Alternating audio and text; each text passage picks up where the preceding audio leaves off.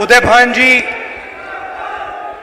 भूपिंदर सिंह हुड्डा जी, कुमारी Virendra Singh ji, stage पे Congress party के senior नेता, हमारे प्यारे कार्यकर्ता जिनको मैं आजकल बब्बर शेर कहता हूं, भाइयों और बहनों, प्रेस के हमारे मित्रों, आप सबका यहां बहुत बहुत स्वागत, नमस्कार। कैसे हैं आप? मूड कैसा है? नहीं, सुनाई नहीं दिया मुझे। मूड कैसा है? ये देखिए, आजकल ग्लोबलाइज्ड दुनिया है। सारे के सारे देश हवाई जहाज से, टेक्नोलॉजी से जुड़े हुए हैं। कुछ दिन पहले मैं अमेरिका गया। अमेरिका में मेरा प्रोग्राम टेक्सास में था और किसी ने मुझे कहा कि टेक्सास में हरियाणा के युवाओं से मुझे मिलना चाहिए। पता नहीं आपने वीडियो देखा, नहीं देखा? देखा।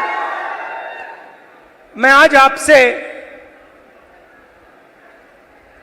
उस वीडियो के बारे में बोलना चाहता हूं, क्योंकि अगर आज आप हरियाणा को समझना चाहते हो तो जो भी समझना है उस वीडियो के अंदर है। सबसे पहले जब मुझे बताया गया कि हरियाणा से हजारों लोग, 15-20 हजार लोग अमेरिका गए हैं, मैं हैरान हुआ। हरियाणा से इतने लोग अमेरिका क्यों जा रहे हैं, मेरे दिमाग में सवाल उठा। और फिर मैं डैलस में आपके भाइयों से एक छोटे से घर में जाके मिला। मैं आपको बताना चाहता हूं, आपके भाई डैलस में एक कमरे में 15-20 लोग सोते हैं। मैंने उनसे पूछा, आप अमेरिका कैसे आए? देशों की लिस्ट दे दी। पहले हम यहां गए, टर्की गए, कजाकिस्तान गए, कजाकिस्तान से साउथ अमेरिका गए, साउथ अमेरिका से एक के बाद एक हम दूसरे देशों से निकले और फिर हम पनामा के जंगलों से निकलकर अमेरिका में जाए। अमेरिका में हमें रोका गया, पकड़ा गया और अब हम अमेरिका में हैं। रास्ते की कहानी बताई राहुल जी। रास्ते पे माफिया के लोगों ने एक बार नहीं, अनेक बार हम सबको लूटा। हम समुद्र में से निकले, जंगलों में से निकले, पहाड़ों में से निकले। हमारे भाइयों को मरते हुए हमने देखा है, जंगल में मरते हुए देखा है, गिरकर मरते हुए देखा है, अपनी आंखों से देखा है। फिर मैंने सवाल पूछा, मैंने कहा कि भैया ये जो आपने सफर किया है, आप अमीर लोग तो नहीं हो। इस सफर के लिए, प्लेन टिकट के लिए, नाव के लिए, गाड़ी के लिए आपने कितना पैसा दिया? अमेरिका में घुसने के लिए आपने कितना पैसा दिया? राहुल जी, कम से कम 35 लाख रुपए अमेरिका में जाने के लगते हैं। फिर मैंने सवाल पूछा, भाई एक बात बताओ, आप 35 लाख रुपए ब्याज लिए हो या आपने अपना खेत बेचा? आधों ने कहा कि भैया हमने अपना खेत बेचा, दूसरों ने कहा हम ब्याज लिए। मैंने कहा किस रेट पे ब्याज लियो? कहते हैं 2% प्रति महीना। फिर मैंने पूछा भैया एक बात समझाओ, आपने 30 लाख, 35 लाख, 50 लाख कर्जा लिया है, आप अमेरिका जा रहे हो, 50 लाख रुपए से तो आप हरियाणा में ही बिजनेस चला लोगे। जैसे मैंने ये बात बोली हंसने लग गए। कहते राहुल जी क्या बोल रहे हो आप? 50 लाख रुपए से हरियाणा में बिजनेस नहीं चालू हो सकता है। अगर हमने 50 लाख रुपए, ये 50 लाख रुपए हरियाणा में बिजनेस चालू करने के लिए लगा दिए होते तो हमारा बिजनेस फेल हो जाता। किसी ने मुझे यह भी कहा कि राहुल जी मैंने ट्राई किया, फेल हो गया, बेरोजगारी है, महंगाई है। और जब उन्होंने मुझे बोला, मुझे दुख हुआ। उन्होंने बोला राहुल जी हरियाणा में हमारे जैसे लोगों के लिए अब कुछ नहीं बचा है। अगर एक युवा गरीब है, अरबपति का बेटा नहीं है, तो ना उसे बैंक लोन मिल सकता है, ना वो बिजनेस चालू कर सकता है, ना वो पब्लिक सेक्टर में जॉब पा सकता है, ना वो आर्मी में जा सकता है। एक के बाद एक, एक के बाद एक, एक के बाद एक, एक के बाद एक सारे दरवाजे आपके बंद कर दिए गए।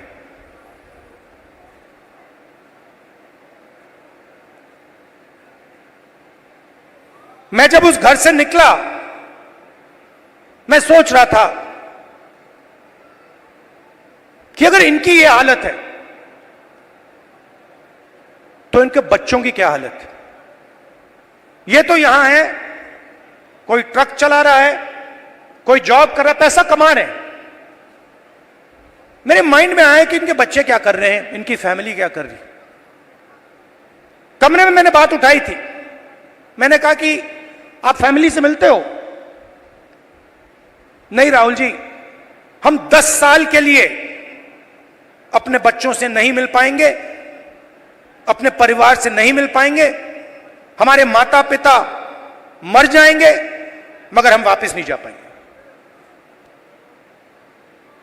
और फिर एक व्यक्ति ने मुझे कहा राहुल जी एक काम कीजिए, जब आप वापस हिंदुस्तान जाएंगे तो आप 5 मिनट के लिए हमारे परिवारों से मिल लीजिए और उनको कह दीजिए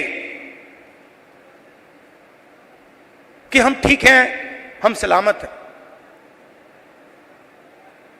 मैंने उनसे कहा कि भाई बताओ आपके पास तो मोबाइल फोन तो होगा, वीडियो कॉल करते होगे, तो उनको तो मालूम होगा। वो मुझे कहते हैं नहीं राहुल जी वो मानते नहीं है, हम वीडियो फोन पे कॉल करते हैं और हमारे बच्चे मानते नहीं है कि हम ठीक हैं। अजीब सी बात है। फिर मैं करनाल गया सुबह 4 बजे, कि मैं चाहता था कि मीडिया वाले ना पकड़ लें, मुझे तंग करते हैं। मैंने इनको मित्रों कहा, मतलब ये हैं अदानी के मित्र, अंबानी के मित्र। तो मैं गया 4 बजे सुबह, वहां बैठ गए, बातचीत शुरू। एक मेंबर परिवार का यूएस में वीडियो कॉल चल रहा है, 6-7 लोग उस साइड डैलस में बैठे हैं, 20-25 लोग परिवार यहां बैठे हैं। मैं सोच रहा हूं ये हो क्या रहा है। और फिर छोटा सा बच्चा दौड़ता हुआ दौड़ता हुआ वो कंप्यूटर के पास जाता है, कंप्यूटर को ऐसे पकड़ता है और इतनी जोरों से चीखता है कि मैंने मतलब शायद अपनी लाइफ में ये चीख नहीं सुनी। कांपता हुआ चीखता है, पापा पापा पापा वापस आओ। और पिता कुछ नहीं कह पाता है।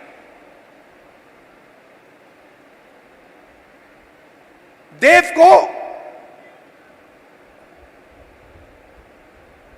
की आंखों में आंसू, चिल्ला रहा है। और पिता हजारों किलोमीटर दूर मुस्कुराने की कोशिश कर रहा है, नहीं मैं ठीक हूं।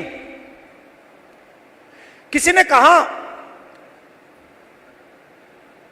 बच्चा इमोशनल हो गया। मैंने माइंड में सोचा कि इमोशनल हो गया, इसके हर रोज सीने में छुरे लग रहे हैं।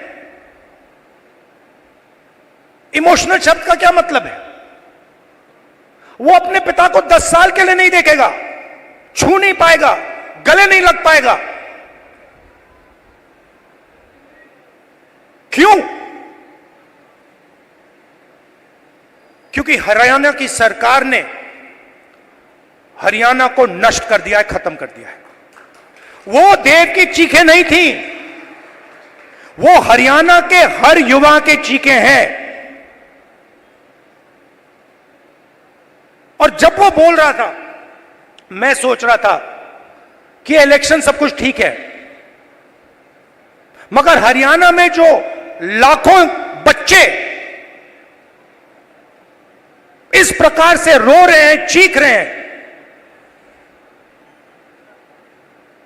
कांग्रेस पार्टी का काम उनके आंसू को पोंछने का है, उनके चीखों को बंद करने का है।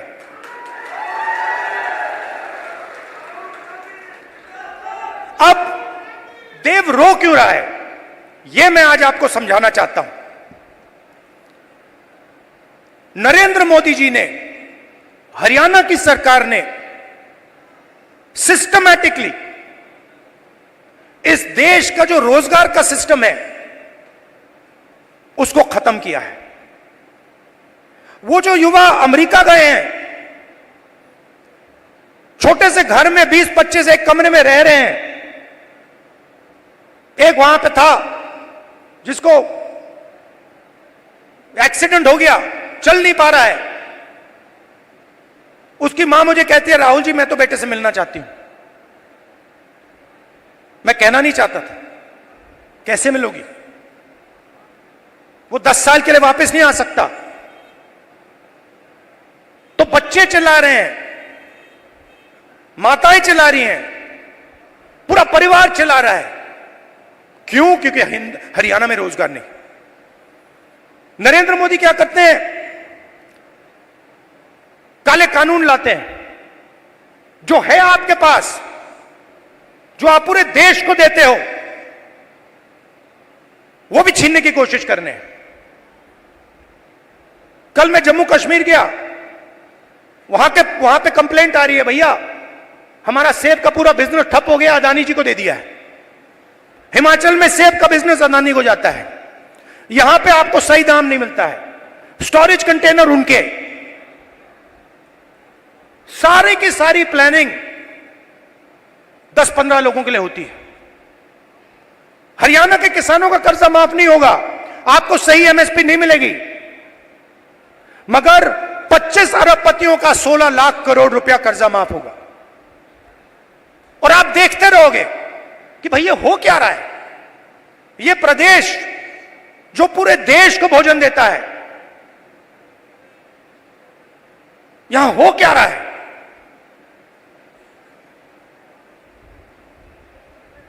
हरियाणा में ड्रग प्रॉब्लम है। उन्होंने मुझे बताया कि राहुल जी हरियाणा में ड्रग प्रॉब्लम बढ़ती जा रही है। गुजरात में अदानी के पोर्ट में हजारों किलो ड्रग्स पाया जाता है। आपने देखा 3000 किलो हेरोइन उनके पोर्ट में पाया जाता है। किसी को सजा हुई? मीडिया में लिखा? एक शब्द नहीं। एयरपोर्ट उनको चले जाते हैं, पोर्ट्स उनको चले जाते हैं, मोबाइल फोन चलाओ, जेब से पैसा उनको जाता है। सड़कों पे चलो, जेब से पैसा उनको जाता है। हवाई जहाज में जाओ, खरीदो, सारा का सारा उनके हाथ में। आपके लिए क्या? गलत जीएसटी, नोटबंदी। क्यों? क्योंकि छोटे व्यापारियों को, स्मॉल मीडियम साइज बिजनेसेस की हत्या करनी है, खत्म करना है। क्यों? क्योंकि ये 10-15 लोग चाइना का माल हिंदुस्तान में बेचना चाहते हैं, बनाना नहीं चाहते। जो आप काम करते हो, जो छोटे बिजनेस वाले करते हैं, हाथ से बनाते हैं, वो नहीं करना चाहते। जो हिंदुस्तान में बनाता है उसको खत्म करना चाहते हैं, और चाइना का माल हिंदुस्तान में बेचना चाहते हैं।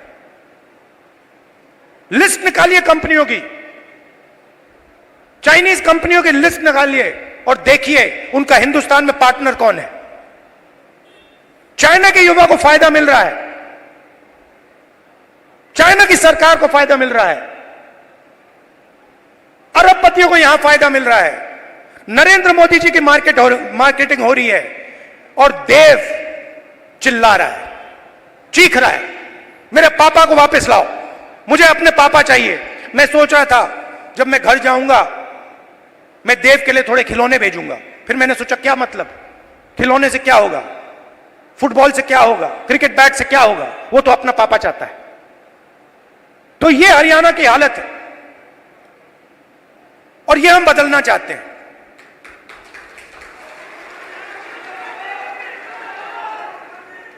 यहां पे स्टेज पे पुनिया जी बैठे हैं, कहां है ये और इनके जैसे लोग गोल्ड मेडल पाते हैं। मैं इनके जिम में गया, ये 24 घंटा लगे रहते हैं।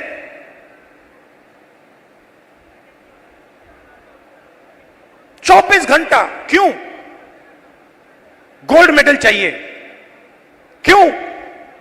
हरियाणा का नाम रोशन करना, हिंदुस्तान का नाम रोशन करना है। पूरी दुनिया में हम चाहते हैं कि हरियाणा का नाम जाए, हिंदुस्तान का नाम जाए।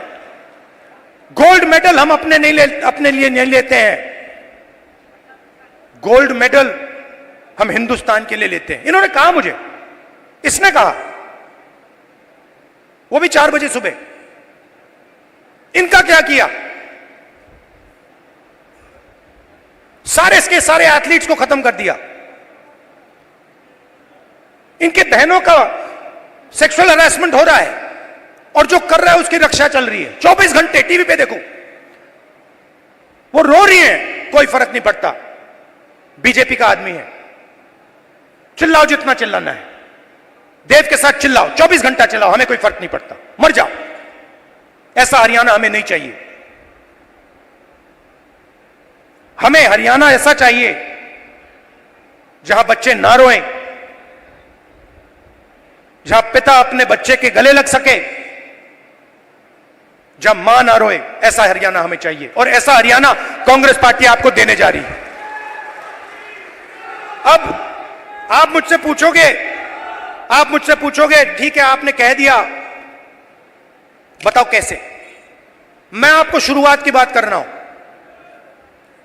पहला कदम, महिला शक्ति, 2000 रुपए हर महीने महिलाओं को, और 500 रुपए का गैस सिलेंडर। दूसरा कदम, जो 2 लाख वैकेंसीज सरकार में आज खाली पड़ी है युवाओं के लिए, हम वो भर के आपको दे देंगे। किसान को एमएसपी गारंटी करके हरियाणा की सरकार देगी, और जो आपका बीमा का पैसा है वो आपको एकदम मिलेगा। जैसे ही नुकसान होगा उसके एकदम बाद आपको बीमा का पैसा मिलेगा। गरीबों के लिए घर, 100 गज के प्लॉट, और 3.5 लाख रुपए दो बेडरूम के घर के लिए, और 300 यूनिट फ्री में बिजली। मगर ये लड़ाई सिर्फ हरियाणा की नहीं है। मैं आपको बताऊं, यह लड़ाई हिंदुस्तान की लड़ाई है और यह लड़ाई कॉन्स्टिट्यूशन को बचाने की लड़ाई है। मैंने इसके बारे में बहुत सोचा है, यह हो क्या रहा है, यह बीजेपी के लोग कर क्या रहे हैं। यह कॉन्स्टिट्यूशन पर आक्रमण कर रहे हैं। जो हिंदुस्तान के गरीब लोग हैं, कमजोर वर्ग के लोग हैं, कॉन्स्टिट्यूशन उनकी रक्षा करता है और बीजेपी कॉन्स्टिट्यूशन को मिटाने की कोशिश कर रहे हैं। वो कह नहीं सकते, ऐसे स्टेज पे आकर वो कह नहीं सकते कि हम कॉन्स्टिट्यूशन को मिटा देंगे, मगर वो करते हैं। सारी की सारी संस्थाओं को आरएसएस के लोगों के हवाले कर दी है। पूरा कंट्रोल नागपुर का है, उसमें हिंदुस्तान के 90% लोगों के लिए कोई जगह नहीं है। आप देख लीजिए, आप लिस्ट निकालिए, जिन जिन लोगों को आरएसएस ने हिंदुस्तान की संस्थाओं में डाला है, लिस्ट निकालिए। चाहते हो मैं दे दूंगा आपको। उसमें ना आपको एक ओबीसी मिलेगा, ना आपको एक दलित मिलेगा, ना आपको आदिवासी मिलेगा।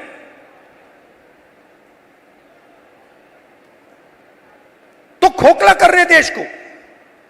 इलेक्शन कमीशन में अपने लोग, ब्यूरोक्रेसी में अपने लोग,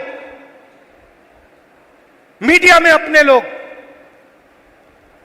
इंटेलिजेंस सर्विसेज में अपने लोग, और 90% हिंदुस्तान के लिए कुछ नहीं। इसलिए हमने चुनाव में जाति जनगणना की बात की। हिंदुस्तान में किसकी कितनी आबादी है, यह हम जानना चाहते हैं। अब इसमें कोई गलत बात तो नहीं है। जैसे चोट लगती है, आपको पैर में चोट लगती है, डॉक्टर कहता है भैया एक्सरे कराओ, चेक कराओ। हम सिर्फ यह कह रहे हैं कि भैया चेक कराओ, इस देश में दलित कितने हैं, आदिवासी कितने हैं, पिछड़े कितने हैं, गरीब जनरल कास्ट के कितने लोग हैं, यह पता लगाओ। कभी आरएसएस कहती है करना चाहिए, अंदर से कहते हैं भैया ये मत करवा देना, सच्चाई निकल आएगी। सच्चाई क्या है कि 90% लोगों के पास कुछ है ही नहीं। 250 सबसे बड़े बिजनेसेस देख लीजिए, लिस्ट निकालिए, उनकी मैनेजमेंट की लिस्ट निकाल लीजिए, उनके सीईओज की लिस्ट निकाल लीजिए, ओनरशिप जिसके हाथ में, उनकी लिस्ट निकाल लीजिए। आपको उसमें एक ओबीसी, एक दलित, एक आदिवासी मिल जाए तो मुझे बता देना, मैं उसको अभी भी ढूंढ रहा हूं। कॉर्पोरेट इंडिया में 90% हिंदुस्तान का एक भी व्यक्ति नहीं है। गरीब जनरल कास्ट भी वहां आपको नहीं दिखेगा। सिलेक्ट लोग हैं। अदानी जी का बिजनेस है, हजारों बिजनेस उससे कनेक्टेड हैं, वो सारे के सारे कोई ना कोई परिवार का आदमी है। भाई कुछ करता है, बहन कुछ करती है, फैमिली बिजनेस है। ऐसे ही बिजनेसेस है। 250 में से आप मुझे नाम दे दो दलित का, आप नाम दे दो आदिवासी का, आप नाम दे दो पिछड़े का, नहीं है। ब्यूरोक्रेसी में देखो, हिंदुस्तान की सरकार को 90 लोग चलाते हैं, सेक्रेटरी कहलाते हैं, 3 दलित हैं, आबादी 15%, 90 में से 3। पिछड़ों की आबादी कम से कम 50%, 90 में से 3। होने कितने चाहिए? 45, अगर आप आबादी से जाओ, नहीं 3। और बजट कितना संभालते हैं? आदिवासी जिनकी 8% आबादी है, 100 रुपए में से 10 पैसे का बजट संभालते हैं। दलित 100 रुपए में से 1 रुपया संभालता है। ओबीसी 100 रुपए में से 5% संभालता है। यह हिंदुस्तान की सच्चाई है। इसलिए हमने कहा है कि जाति जनगणना होगी, नेशनल लेवल पे होगी, और मैंने कहा है मोदी जी के सामने पार्लियामेंट हाउस में, आप करो ना करो, मैं इसको इसी हाउस में पास करवाऊंगा, आपके मुंह के सामने करवाऊंगा। तो ये हरियाणा की रियलिटी है। और ये क्या करते हैं? बांटने का काम करते हैं। मीडिया वाले 24 घंटे लगे रहते हैं। एक जात को दूसरी जात से लड़ा दो, एक धर्म को दूसरे धर्म से लड़ा दो और पूरा का पूरा फायदा अदानी को पहुंचा दो। हरियाणा एक साथ लड़ेगा, सबकी सरकार बनेगी, खुशी से बनेगी। चुनाव में कांग्रेस पार्टी स्वीप करने जा रही है, स्वीप करने जा रही है, आंधी आ रही है और हम सबकी सरकार बनाएंगे। किसी एक की सरकार नहीं होगी, पूरे हरियाणा की सरकार होगी। इसमें सबकी इज्जत होगी, सबकी रिस्पेक्ट होगी, सबकी जगह होगी। और मेरी जहां भी आपको जरूरत हो, कहीं भी पार्लियामेंट में आपको कुछ उठवाना हो, कुछ कहलाना हो, आप मुझे बस ऑर्डर दीजिए, राहुल जी हरियाणा आपसे ये कहलवाना चाहता है, मैं कह दूंगा वहां पे जाके। दिल का रिश्ता है, पुराना रिश्ता है। मैं आपसे यहां आके 50 झूठ नहीं बोलने वाला, वो मोदी जी का काम है। आपने 10 साल देख लिए, सुन ली उनकी बात। आमदनी दुगनी कर दूंगा और फिर काले कानून ले आए, छोटे बिजनेसेस को फायदा पहुंचाऊंगा, नोटबंदी जीएसटी ले आए। उनका काम आप जानते हो। अब सब मिलकर एक साथ हरियाणा को खड़ा होना है, क्योंकि देव जैसे जो बच्चे रो रहे हैं उनके आंसू पोंछने हैं, उनको खुश करना है और उनको अपने पिता के पास गले मिलने देना है। धन्यवाद।